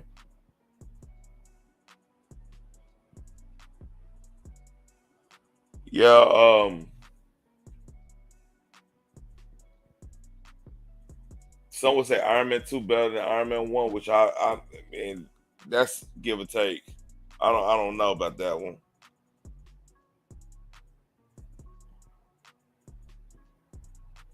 In comic book movies, it's easier because like now they could do more with like the script and the settings and everything. They could go with a more brutalist approach. Like they could have them fight better. It'd be like the first one. They just kind of going for what they know. You know what I mean? They trying to budget and stuff. But that second one, especially if it hit, oh, you got all the momentum behind your back. You know what I mean? So enough of this. This is let's see. This is Capture the Magic. Shout out to him. He made some good points. And it goes with the variety. I might just do a video on this because I'm getting a little tired. I ain't gonna lie to you. I had a long day, man. You can probably tell by my voice.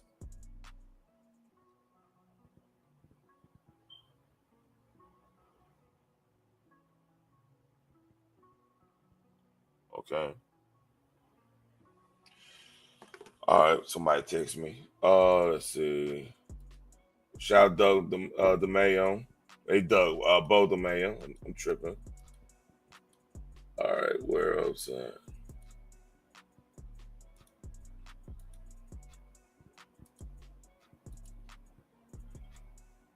Where was I at? Okay, bam. I won't do a whole video on the. So this is more of the Snoop Dogg situation. If y'all want, link is pinned. If y'all want to come up.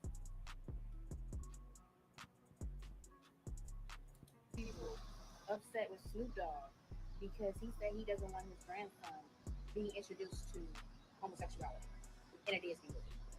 Shout out to Righteous Perspectives on this matter. If you're really upset about the whole Snoop Dogg situation, I'm staying far away from you because obviously you're aware of. Kids should not know about sex. I'm gonna be stopping being who I am. Thought everybody knew that. Apparently not. What's going on, everybody? Welcome back to the channel. It's your man Wise. We got to talk about it, man. Snoop Dogg is being Great minds think alike. Snoop Dogg is yeah, he is in the crosshairs of the left right now, and people are upset that he said this. I took my grand. Salute to you, Phoenix. Oh, I made it. Oh yeah, you made it. You barely, you know. I was legally blind, you know. I was on somebody else's panel. I heard.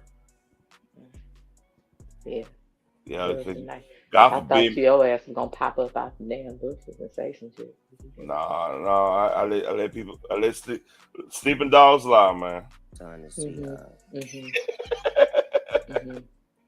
So unlike you, but okay. My voice is dead. Hey, my voice is almost gone. Can you tell? Is that what that is? Is that what that is? Okay. Yeah, I mean, hey. Buzz like Toy Story? not that one, but The new Buzz. The Lightyear. I think it's yeah, called with Lightyear. Kiki Palmer's in that movie. Okay. She plays like the daughter. So we watching it, and the lady, which is Kiki's mama, they move on into the space years. They move down the line. They're like, man, she had a baby with a woman. Oh, my grandson in the middle of the movie, like, Papa Snoop, how she have a baby with a woman? She a woman. Oh shit! I didn't come in for this shit. I just came to watch the goddamn movie. Hey man, watch the movie. They just said she had a baby. They both women. How does she have a baby? How he said it's funny. Right. Man, you remind me of my family, man. Real shit. You remember people in my family. But the movie ain't over with. So it's like, it's fuck me. I'm scared to go to the movies now. Like, y'all throwing me in the middle of shit that I don't have an answer for. Yeah, so right, I just come to watch the movie. I ain't come to explain shit. Yeah, no kid movie.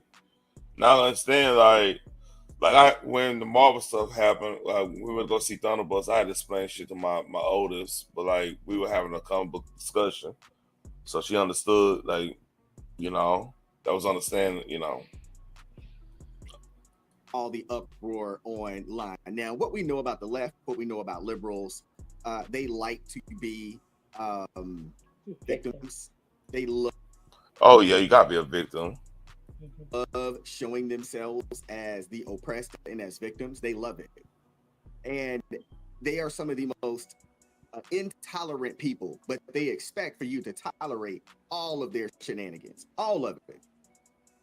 And the reality of it is this, man. We know the reason why Disney's numbers are down And the reason why people have canceled their subscriptions, the reason why people.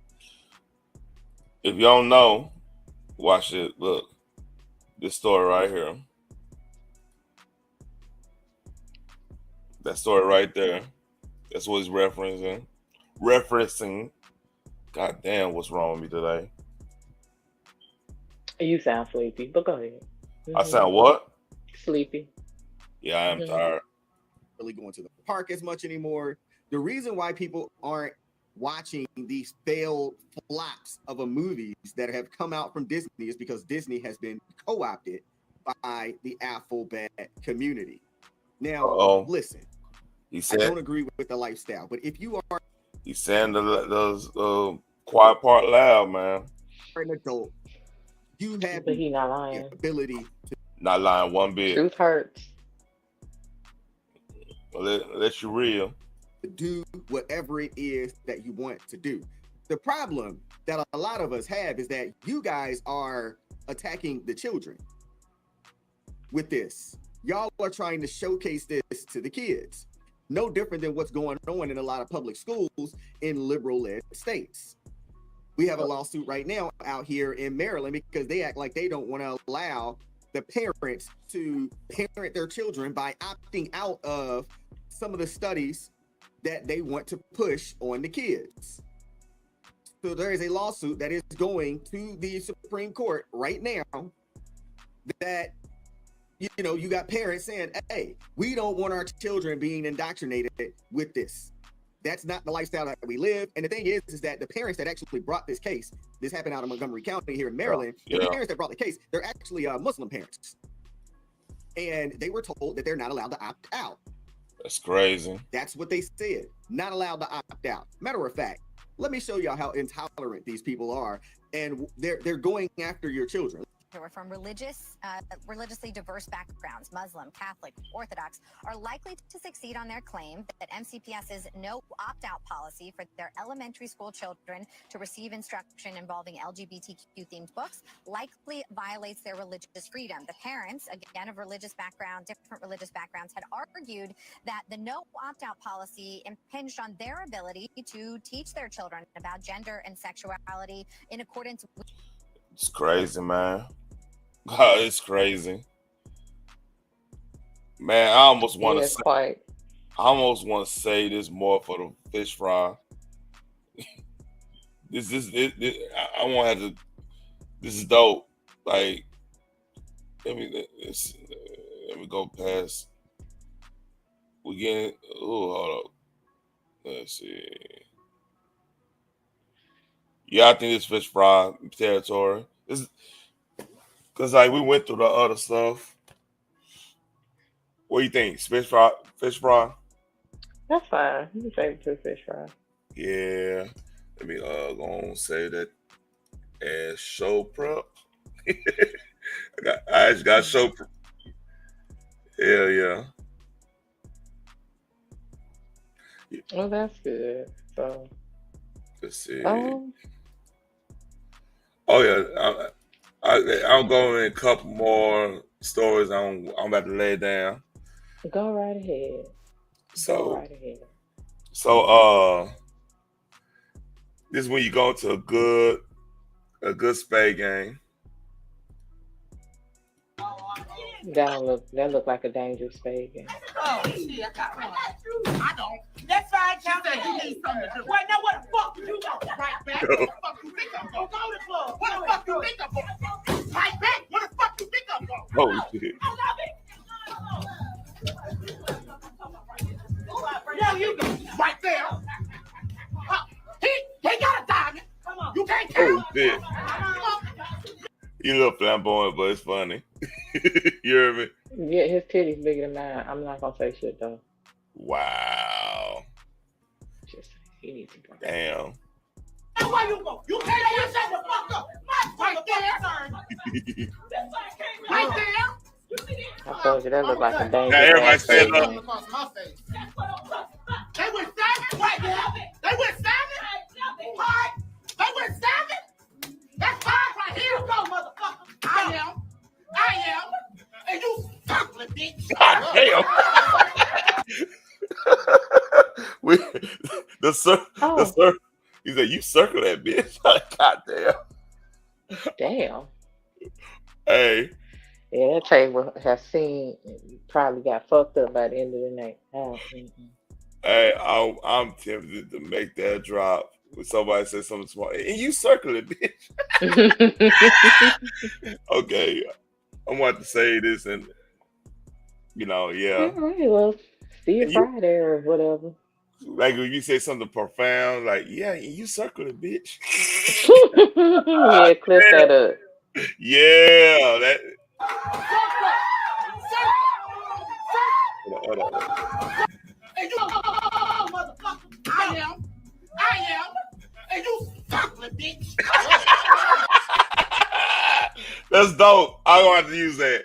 I want to use it. Oh, I got me a new drop.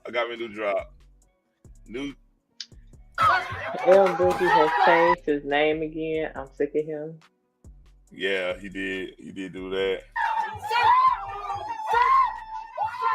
Look at her face. She got the eye. Oh, she about to cry in the car. Look at she looking. Mm-hmm. I can't believe I called it right. What the? That looked like a Boston though. You stood up to get Boston ran on your ass. That's fucked up. Look at you looking. It's so disappointed. Oh man, I want to make a drop on this. I gotta do the circuit bitch. I gotta put. Oh, I know how to freak it. Okay, cool. I know how to freak it. I want to make it. Oh yeah. Yeah, I know how to freak it. That's right after this.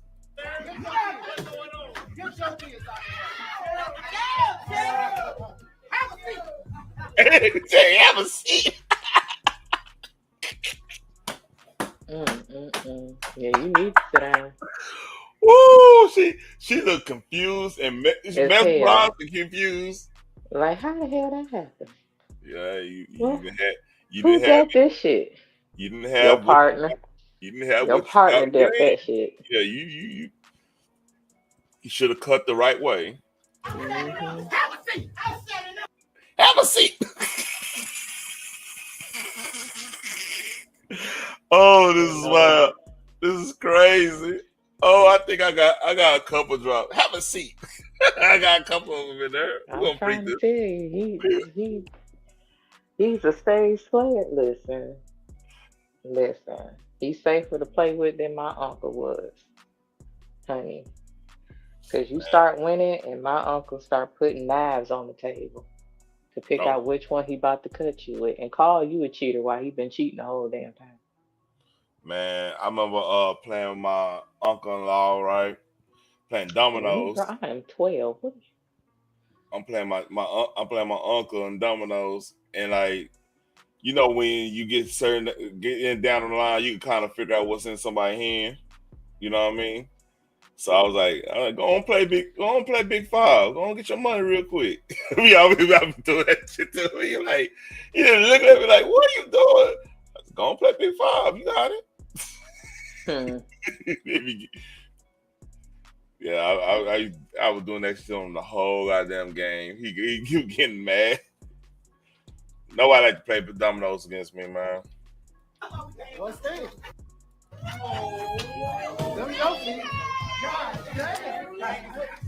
She don't even want to sit down no more. She upset. She in her feelings now. Yes, she is. Yeah, she in her feelings. Man, why you gonna let them beat me like that? Especially as a husband, man. Why you let me? I remember, my sister mess around underbidding. I'm like, sis, I know you got more than 3. Come on, what we doing here? Yeah. But she was on it. She was like, she was a little, intoxicated in the night. You know what I'm saying? I was like, man, you got more than 3, dude. She was about to argue. Think I got more than 3. I said, man, I don't got more than 3. You got more than 3, man. She called me the border. Bro, big bro, I had more than 3. I was tripping. I'm like, I know it.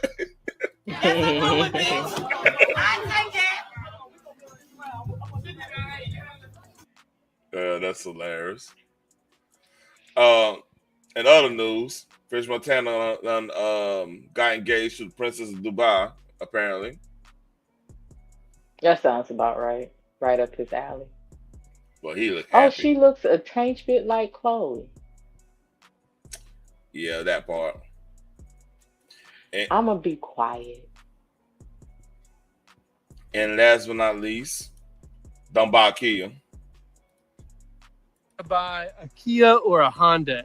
So Kias and Hondas, they're affordable, they're comfortable on the inside, they actually have a lot of bells and whistles that make them pretty entertaining. But all that stuff in there is just one big distraction to keep your mind off how bad the engines are in these cars. And of course, this car's here for an engine problem.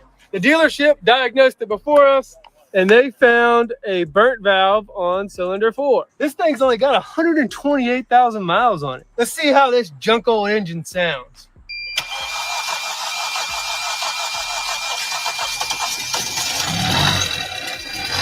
That sound nasty, don't it?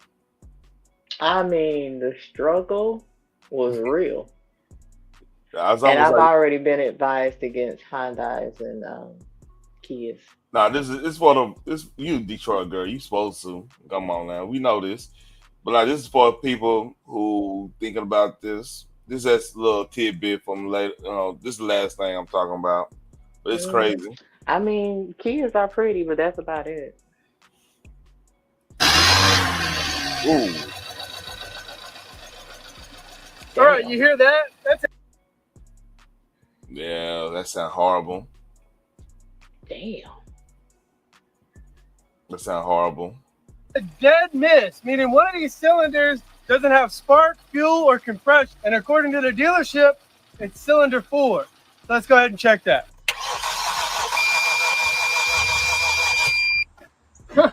No PSI at all. You saw that? Damn. That's crazy. Watch this. Like, it opened and closed and opened back up before it start. Like, No did pressure. nobody hear that? Yeah. No pressure. It was Not like a big ass airboat was trying to push through before it was actually able to start. All right, here we go. Here we go. Nothing. We ain't got nothing. There's no compression. Didn't even build anything.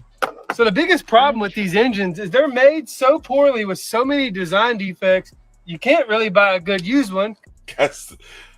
So basically, you just got to buy a new car. Yeah. Man.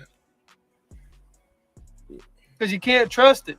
So the only place you can buy a good engine for this thing is from Kia themselves. There's a lot of fuel. See, with my car, right, my Mustang. Which is redundant because they don't build good engines. That part. But the beauty about having American-made muscle, I could just get my whole engine rebuilt with sleeves and the valves, a whole nine, and be rated higher RPMs up. Not higher RPM. Well, in some cases, high. Yeah, you know what?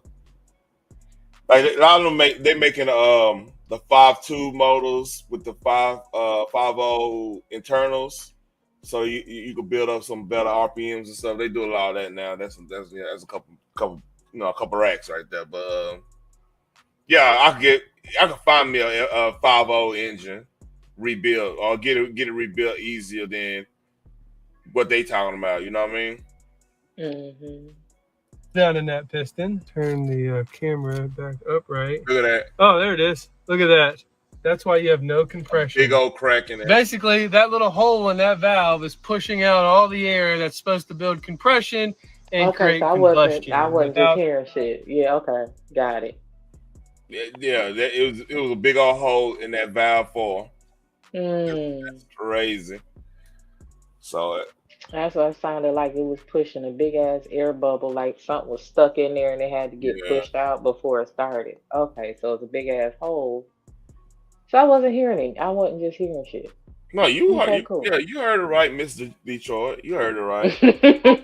For the city. Yeah, I got you. Hey, this is why I think, man, I might need to start showing cars. I know a little something. I'm learning a lot because, I'm pretty much by my damn self.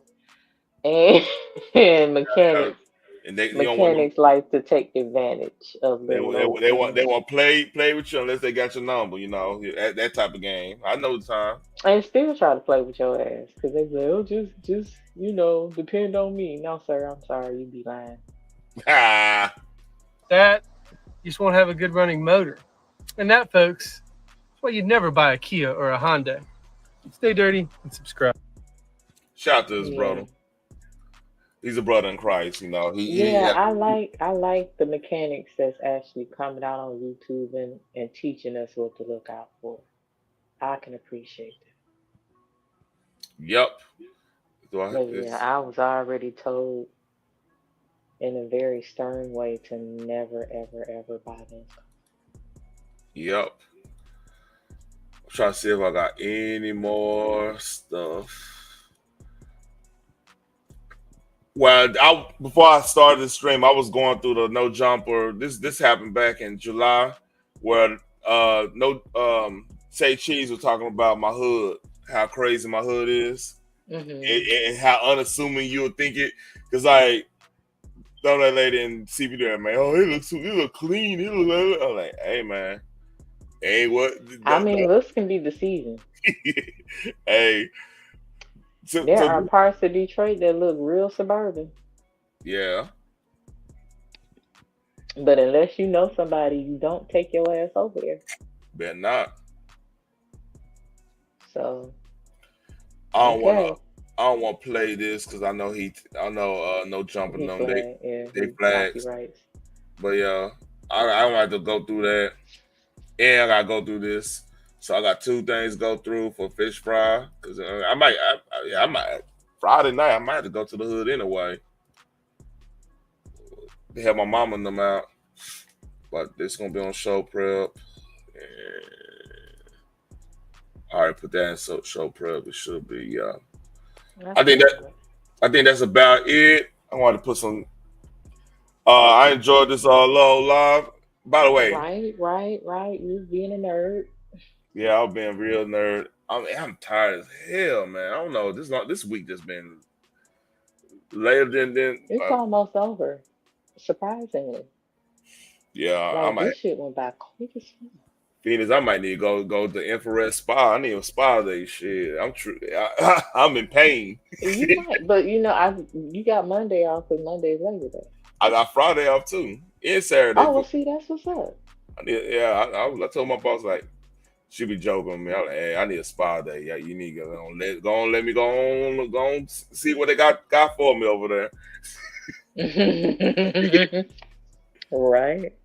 Yeah. Well, thanks for having me up. I appreciate the fish fry on Saturday. I appreciate you being up here. I don't know if I might do a Friday night. No, I won't lie to you. I might do a Friday night. I'll tell you. I'll give you heads up. Or you go see let me know. Salute to everybody. Thanks for everybody coming in. Like, share, and subscribe. Leave a comment.